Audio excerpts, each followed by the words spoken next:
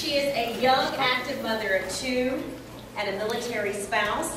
Now, the reason we wanted Tricia to share her story is to dispel the myth that heart disease just affects the older generation. Once you hear her story, you'll realize that really people at all ages can be at risk. Heart disease does not discriminate, as we've heard. It affects everyone. So at this point in time, we'd like to have Tricia come up and share her story with us.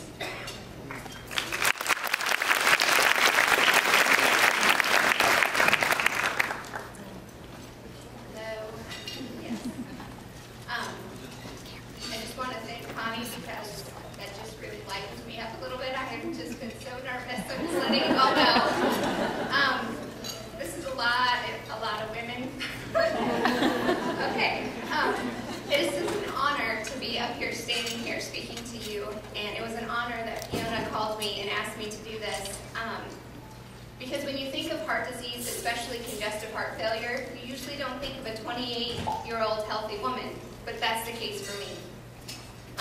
In May of 2007, I was expecting my second child, and my entire pregnancy went well. Everything up until the very last month. The last month, I started getting very out of breath. I gained 25 pounds, which was more than the combined weight I had gained the previous 8 months.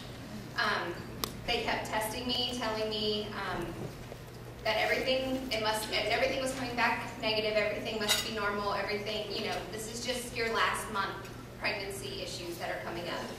On May 25th of 2007, I went in and I knew in my gut something was wrong. And I said, I am insisting you induce me right here, right now. And they said, well, they checked me and I was 3 centimeters, so they said, okay. So I gave birth to my beautiful baby girl, Felicity, that day. And instantly, I started feeling so much worse, if I even thought that was possible. I had just given birth, I was already feeling bad, and now it was beyond, yes, I can't put it into words.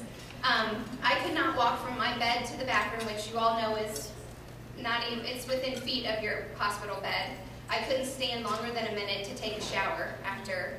And they kept telling me that I was going through postpartum depression, which I know, and I'm not even medical, that doesn't happen within an hour of delivery. But they said that's what I had. So they sent me home with medication for postpartum depression, and told my husband, which bless his heart, because he wasn't there for my first delivery. He was in training with the military, and so he didn't see how I was after my first child, so he had no clue what was going on. And they kept telling him, you just need to calm her down. And so that's all he kept saying is, you just need to calm down, babe, you just need to calm down. And finally, after 3 days of not sleeping and not eating, because every time I laid down, I felt like I was drowning. I could not get a breath. I couldn't calm down. I was literally screaming then for him to calm me down.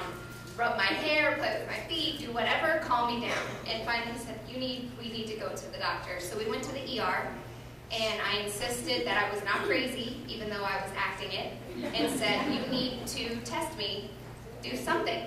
And they did, and then I was rushed downtown to the cardiac ward with what is called Peripartum Cardiomyopathy, which puts you in congestive heart failure.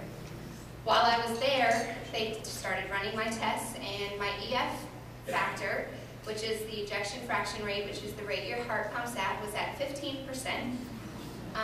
I had numerous blood clots in my lower ventricles. I had major back leaks in all of my valves, and I had swelling throughout my entire, significant water swelling throughout my body. That first night, I lost 35 pounds just in water weight after the Lasix that they had given me. So as I laid in the cardiac ward in my bed while my husband was at home with my 4-year-old son and my 5-day-old baby, I just was so thankful to the Lord that He saved me.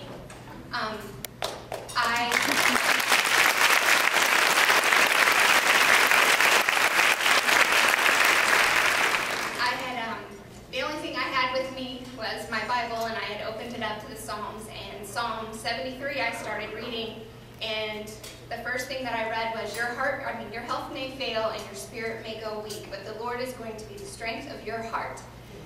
And from that point on, I knew that God had a purpose for me going into congestive heart failure at 28. And this is my purpose. My purpose is to educate other women and other healthcare providers about this so that other moms.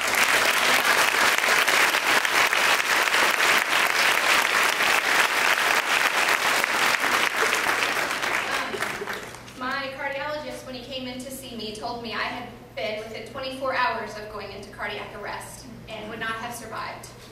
And he also told me that since I had been very active, we had just moved to Colorado and we were hiking all the time and we were a very active family. He said if I had not been as active and worked out and took care of myself during pregnancy, that my body would not have been strong enough to survive the delivery. So, almost 4 years later, with the help of medication and exercise and change in my diet, my EF rate is now at 60%, which is in the middle of normal. I have no back leaks in my valves without surgery. I have no blood clots, and I have been given the okay to start working out to max capacity, and I have started feeling absolutely great and a lot stronger.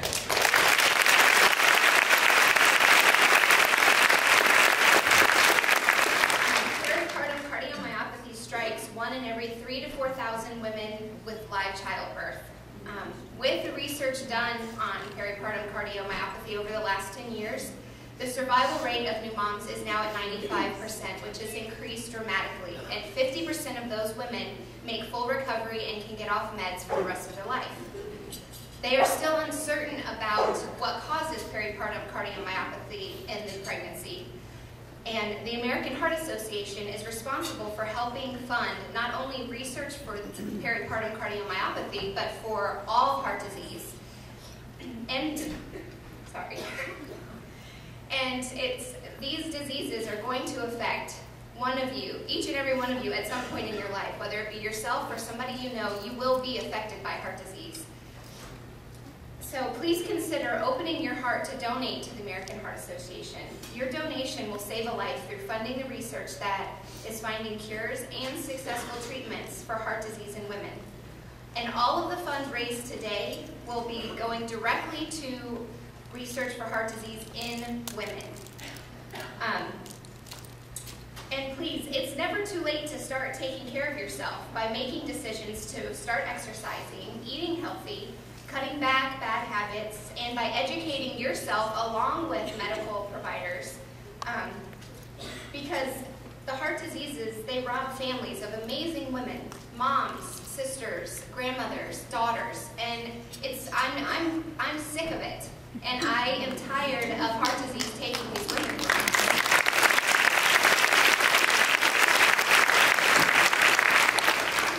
You never know when heart disease can strike.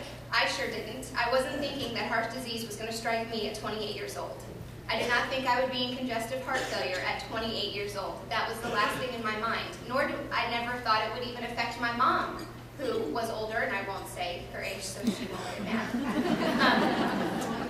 But you never know. That's the point. Now's the time to change. Now's the time to donate, because when something does strike, that is the time when your donation could have found that cure for what it is you need.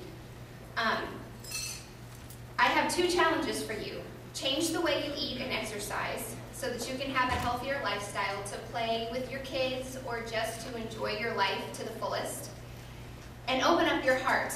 I'm going to be filling out my Open Up Your Heart donation card. And I'm going to be, myself and my husband and my children, donate $50 to the American Heart Association.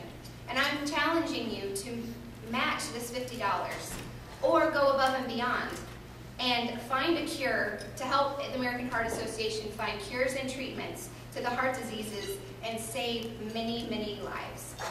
Thank you for being here.